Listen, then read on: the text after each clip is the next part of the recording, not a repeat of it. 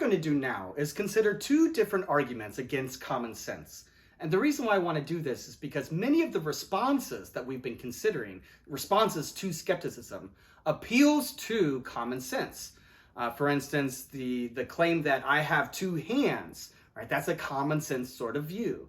The claim that, that objects don't disappear when you're not looking at them. That seems very commonsensical. Appealing to things like science itself seems sort of commonsensical. We make observations, we run experiments, sort of based upon our basic intuitions about things, our common sense about things. Even Descartes' cogito argument can be thought of as a commonsensical argument. I can't doubt my own existence because every time I try to doubt my existence, I must be there to do the doubting. Right? So since these responses tend to rely upon common sense, I want to suggest there's actually arguments in favor of why we should reject our common sense, why common sense is not a good guide to knowledge of what exists, knowledge of the external world. The first argument is based upon color. I'm just going to call this the color irrealism argument.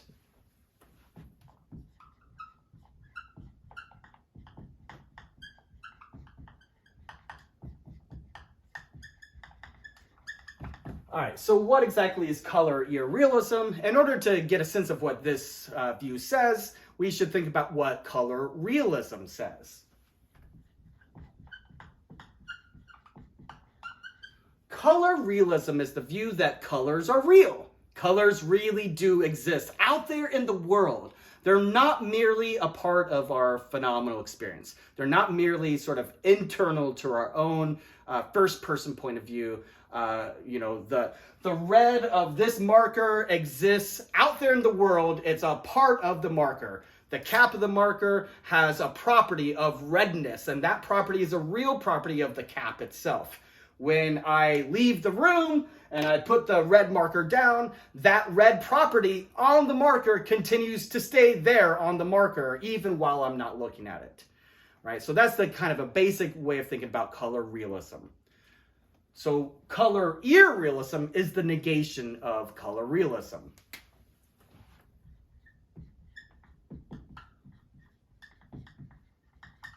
It says that colors are not real. They do not exist. Right? Now, this is not supposed to claim that we don't experience colors. Clearly, when I look at the red pen, I'm experiencing what I'm calling red, right? So color realism does not deny that we experience colors. It just denies that what we experience is actually a property out there in the physical world, a physical property of physical objects. So why would anybody ever accept that sort of view? Well, it turns out that there's a lot of empirical evidence to suggest that what we experience, the colors that we experience, are nowhere near the same as what other non-human animals experience. An easy way of thinking about this is a dog, for instance, sees in mostly shades of grays and blues and greenish tones.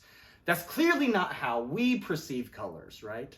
There are other humans, too, that are either colorblind, and so when they see certain objects, they look different to them than they do to a normal-sighted person.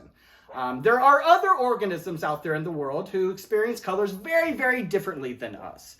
And so when we take an object like this red marker, color realism, if color realism is true, it would claim that not only does it have the physical property of being red, it also would have all of the other properties that an organism might experience, right? So if the dog is looking at it and the dog sees the red as maybe a dark gray, well, then the cap of the marker would have both the property of red and the property of dark gray.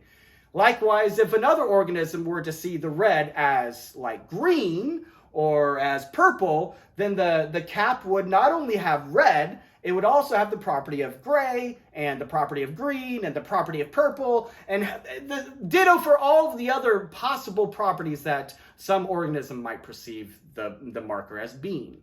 And so we might ask ourselves then, which one seems more plausible?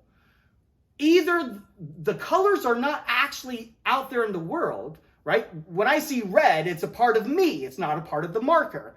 Or the marker has all of the different properties, right? The properties I experience, the properties that you experience, the properties that a colorblind person experience, the properties that a dog experience, and all the other non-human animals that we know experience colors very, very differently than we do. It seems far more plausible to say that colors are not really out there in the world. Instead, they're a part of our experience, right? Than to say that something as simple as a marker has all of the different possible properties. Now, if that's true about this marker, then it's true about this marker and this marker. And it's also true about my shirt. And it's true about all of the different things that we experience, right? And that's a lot of things. That's everything, right? Everything we experience has some color to it.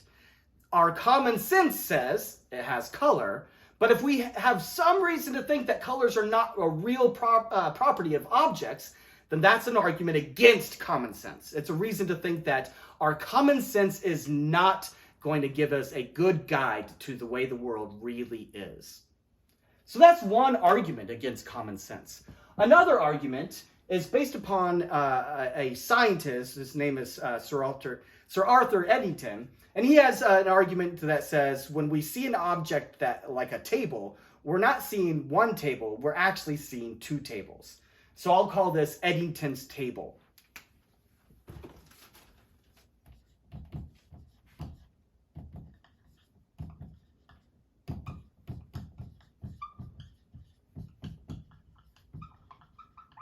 Eddington's table's argument.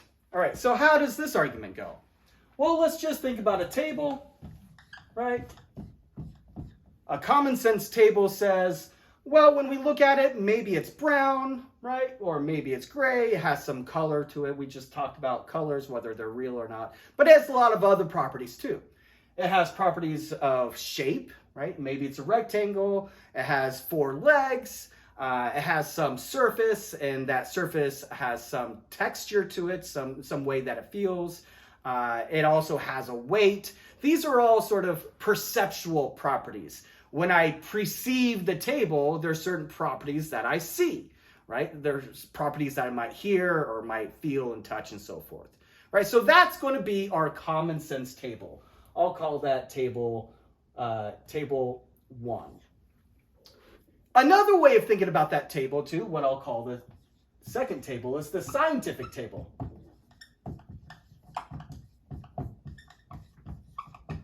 Right? So the scientific table is very, very different from the common sense table. The scientific table doesn't have any colors. The scientific table doesn't have a texture. The scientific table doesn't have any shape. The scientific table is purely made up of particles. Electrons, protons, neutrons, or maybe something even deeper. Maybe if string theory is true, the scientific table is made up of strings, or whatever else physicists end up telling us, whatever the complete physical story of the universe ends up being, right? And so since the common sense table is made up of all these normal properties like colors and shapes and so forth, but the scientific table is not. It's made up of particles, right? Well, then it looks like these are two completely different things. And the argument is based upon what's called Leibniz's law. Leibniz's law says that if A is strictly numerically identical to B, then A and B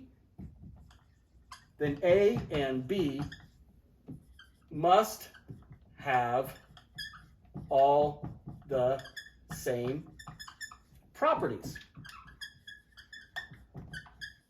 Right? So if A and B do not have the same properties, then A and B are not identical.